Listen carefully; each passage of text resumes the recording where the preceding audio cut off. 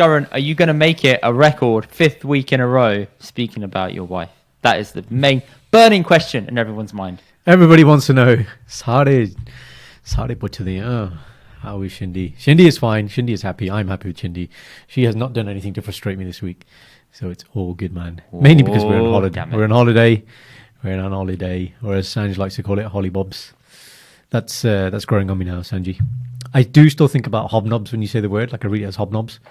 But it really makes me feel warm inside when I read the word like hollybobs. Like I just feel happy. Like you can't say that word and not be happy. So thank you, Sanj, for that lovely word. It's true. It's true, isn't it? No, it's not. Nothing to do with Shindy. And I guess the confession this week is more of like a revelation. I want to call it like a revelation, man. So one of our excursions in Italy is we went to a working farm. What they call it's called agricultural tourism. It's like this hybrid thing. And this is essentially an olive farm, fresh fruit farm, lots of different things. So one thing we learned is the area that we were in is the birthplace of pasta. This is where pasta originates from. So the north and the south are very different in terms of, much like India, in terms of their cuisine, their outlook on life, all that kind of stuff. Yes. So historically, southern Italy, because it doesn't border any other countries, is very poor. And so the food that's come out of that region had to be accessible to your average person and had to be quick to make. Okay. And so I can't remember the Italian phrase, but it translates as food of the poor, right? So a really good example is, right, I'll describe it to you. You tell me what this food is. Italian starter, bread, chopped tomatoes on there, maybe a bit of parsley, balsamic vinegar. Starter. Starts with B. Bruschetta.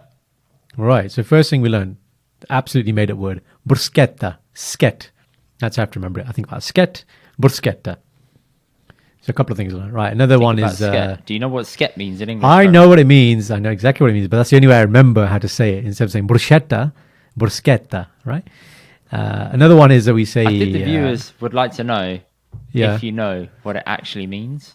Yes, it's a lady of leisure. It's a lady you can pay for certain favors. Lady of leisure. Wow. Yeah. I don't know. Lady pleasure. of leisure. I was gonna say. Yeah, lady of pleasure. Lady of pleasure, maybe. Yeah, I don't know. I started with the lady of, and I was like, pleasure. Oh shit. Yeah, what's the word? Escort. It's lady escort. Okay. All right, lady of pleasure. I know what. Yeah. Lady escort. I don't know if she's an escort, bro. I wouldn't call them that. Escorts are quite high end. Okay, I'm just I'm throwing words. Escort that doesn't require a fee. But that's me. But okay. Indy's talking clearly here from experience. Okay, fine. He's got a very... you're Google, mate. You're like, define the term. I says, like, no, it's not that. It's clearly not that. This is what it is. I'll tell you what it is. I know. No. All right, buddy. So, bruschetta. Another interesting one. They laugh at you, the Italians, when you say it. So, not pistachio, pistacchio. And the way to remember that one is it's... Pinocchio, not Pinocchio, Pinocchio, pistachio. So anyway, poor people in the South, no access, and they would have, so in this 1950s kind of term, maybe like meat twice a year. So they're mainly vegetarian, right? Wow. And they have, and even now, like the lady we were learning from, they have like meat once a week. Not vegetarians, but they enjoy it. Now, the thing I couldn't get over is like, okay, you guys eat pizza, pasta. How are you all not fat? That's the question in my head. This is all carby food. So tell me, right? So I'm looking at this lady, Sylvia, who's teaching us, who is like, this like goddess of a woman, really beautiful woman. And I'm just like, how are you not healthy, man? Confessions of a married man here. Hi. Yeah, bro. Yeah, you've seen the video. You've seen the way she looks at me when we're doing the old making the dough. You've seen the video. What did she tell me? She goes, Jazz, when you make... She doesn't have this actual accent, actually, because she actually grew up... Every summer for like 16 years, she spent in Devon.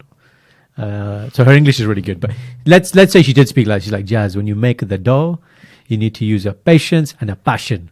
These are the key things she taught me, okay? And she used another analogy, which I'm not going to say on camera, which you know about.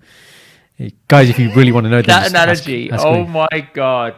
Yeah. Unbelievable. If we had a Patreon, I will put it on there for people to go and listen to. Okay. Yes, exactly. That is exactly the type of content, right? Bruschetta type content that would be on there. But yeah, I was like, so just tell me what is the secret, man? And this for me is all about the revelation of, the Italians have made eating a science, man. There's an art to it, obviously, but there is a science. Like they eat in a very certain way, eat at certain times. They don't eat, like when we think about, right, Christmas dinner, right? We'll go for a carvery, Toby, right? Everything is on the plate at the same time. They don't have this concept. They eat one thing at a time. They're like really mindful.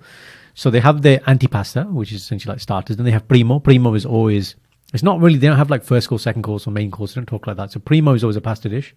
And then they have seconde. Seconde is what we would say is the main, which could be obviously veg or a meat of some sort, but only one thing at a time. And so I was like, so what is it, man? She goes, all right, here, look, listen to this. She's like, in the US, which is like the second biggest producer or has the second biggest variety of grains in the world. They have about six different types of grain. Italy, 1,400 different types of grain. Ooh.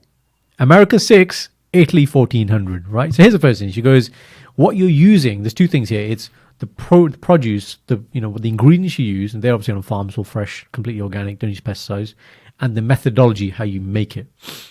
So, I had the question like, okay, we eat Domino's Pizza, you like your Caprinos, all these places, right? How come when you eat this pizza, you start feeling stodgy and you feel full and you feel bloated? Whereas here in Italy, we're eating pasta every day. We're not getting fat. We're waking up the next day and we're ready for breakfast again. Why? What is this, man? How can you eat pasta every day and, stay like this? What they're using, so it's a different grain. That's the first thing. And then she started telling us about the yeast, right? Like, so instead of the yeast being over 2-3 hours, which they commonly do in like kind of fast food places, this is like days and days and days. So although you're eating carbs, the way that they're eating the carbs is just a completely different way, which is why, and this is a medical fact. It's kind of, we're not doing a Doctor's Chronicle segment this week, but there is such a thing called the Mediterranean diet, which we prescribe to some patients, and that's based on this southern Italian region and other places around that, which is a very healthy diet, predominantly a lot of olives, a lot of olive oil. These things are natural antioxidants. And these guys, they just incorporate it in all aspects of their food. We learned that to be called extra virgin oil, right? You see on the bottle, like you can have virgin oil, extra extra virgin oil. The extra denotes the level of acidity. That's what it's based on. Right. We picked the fresh oranges from the trees. That was nice, and we got to try those. So all in all, that was, for me personally, it was like, I'm not naturally someone who cooks. That's the first thing. And normally when we do excursions, you think about Italy, it's all about the sculptures, the art, that kind of stuff, buildings, right? So to do excursion, which is about food and making food, I was like, wow, this is completely out of my comfort zone. But I had so much fun. It was just a great day out, man. So that was my confession this week. Sensational. I'm proud of you. Sensational, well done mate. For getting out your comfort zone. Bravo. And trying different things. See. Yes. All of that lovely Italian language. Job. Now, here's the thing. How is that a confession of a married man? Yeah, like I said, it's more revelation. It was a revelation about how can we eat like carbs. The confession or the revelation is not confession. Revelation is there's different ways to eat carbs. Carbs don't have to be bad when you see these people and they live to like over 100 and they're eating this diet every day. So, yeah, I can't really bring it back to confession, mate. But afterwards, me and Shindy were like, okay, we're going to try some of this stuff. We're going to buy some, local produce and really get into cooking a bit more. I mean, Shindy already does it, but I was like, I will be more than just the sous chef, the chopper. I will get involved more in the actual, now I'm like a dough expert, guys, if you want to see the video of me making dough, right, I will upload it as long as Indy allows it, but I became quite expert at kneading. Oh, mine. Go for it. You can see how she's blatantly hitting on you, man. I felt uncomfortable watching it. I was like, yo, what's going on here? Bro, what what can I say, man? Like, she sees beard, this guy isn't in it? It's the beard, hench in it. Kim, whoa, bro, ain't no gold plate teeth here. Right? Kimbo slice, yeah, maybe. But yeah. She obviously loved the way I, spoke English, and she was like, yeah, okay. Clearly didn't care about Shindy standing right there. I'm very happy for you. Yeah, I was very happy as well. I was like, mate, got game. Oh man, it's too much to handle. Okay, so sticking on this topic a little bit, is this why Italian food tastes different abroad? And maybe MyFitnessPal can't log this properly. and that's why you're able to eat so much of it. Even though you do put on weight, you still do, but Yeah. I guess it's not as stodgy or heavy. I don't understand how it would potentially change the calorific content within the food made. It's got to be something to do with the raw ingredients and the grains, I guess. Absolutely, absolutely that, man. Like from the outset, you can't really work it out. But even the pizza, man, like they have this concept, and we have this kind of anyway. Like if you go to Pizza Express, you don't really share a pizza at Pizza Express. You have your own pizza, right? Completely the concept in Italy. Yeah. So we went to like the top-rated pizza place in Matera. Shout out to Altra Pizza, and it was the day before we were flying back. So we were like, okay, let's just have a few starters, and we'll have one pizza. Had the one pizza, nobbled it up, like it was just melting in our mouth, man. We're like, oh, this is easy, man. We'll have another pizza, no problem. Because yeah, it's not like all the shit that we have here, like stuffed crust. Like this is all just marketing bollocks, man. Like this is not based on anything. Right? Yeah. Pineapples don't exist on pizzas. I do love that. Yeah, you can't ask. Like, can I have pineapple on the pizza, please? No, that doesn't work. And actually, aesthetically, when you look at Italian pizzas, they don't look very nice. Right, we're used to like neat slices, and there's like this pepper here and this pineapple here, and it's all very much right. And then you look at Italian pizza, and it's like, and you're like, oh, that doesn't look very nice. And you eat it like, oh, mamma mia, you know, it's just so good. Few gestures for you, right? So I'm enjoying my food in Italian. This one, right?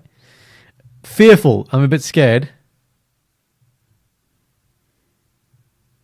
What the fuck? Okay. Yeah, everyone knows that. Yeah. That's from Russell Peters. Yeah. And then obviously, Mamma Mia. You can say that. Oh, mother. You can say that in any, in lots of different scenarios. It depends on the inflection you put on the phrase and the word. But yeah. What's the Punjabi equivalent? It's like Hi Rabba. I know what the English equivalent is. It's one of your catchphrases. What's the English good Lord. Good Lord. Good Lord, yeah. Good Lord. Or it's like, well, no, actually, what is the English and Punjabi version of saying that? Like, Mamma Mia. Mamma Mia. Hi. Like, oh, my mum. That's basically what they're saying. Yeah, but it's not. Yeah. Hi. It's not our version of it. It's what gives you the same feeling. So the hi would be the Punjabi. Oh yaar. Oh yaar. Oh man. Oh, Diddy. That one. Oh, Diddy. Oh, Yeah. Diddy. Yeah. English. I like yours, man. Good Lord. Good Lord. Yeah. You've got some catchphrases, bro. I didn't even say it properly. No. I'm getting a t-shirt printed some, with your I do catchphrases, have man. some. Podcast catchphrases from Indy. Oh, they're too good, man. Yeah. I also say like a lot. I'm trying to cut that out. Listeners, you probably observed I'm really trying to cut that Do out. you? Because when I'm making the clips, I'm really trying to not say it. And it's so difficult because it's like another word. See, I said it there. It's like, it's the equivalent of trying to say but not saying So I'll swap that out with like. See what I mean? It's a filler word. Yeah, you're trying to cut out your filler words. It is a filler word. Trying to buy yourself time. Probably happens when I speak too fast. So if I slow down make the some way noises. I talk. How about that instead? Yeah. Yeah. Sound a bit constipated, but yeah, we can work on the noise.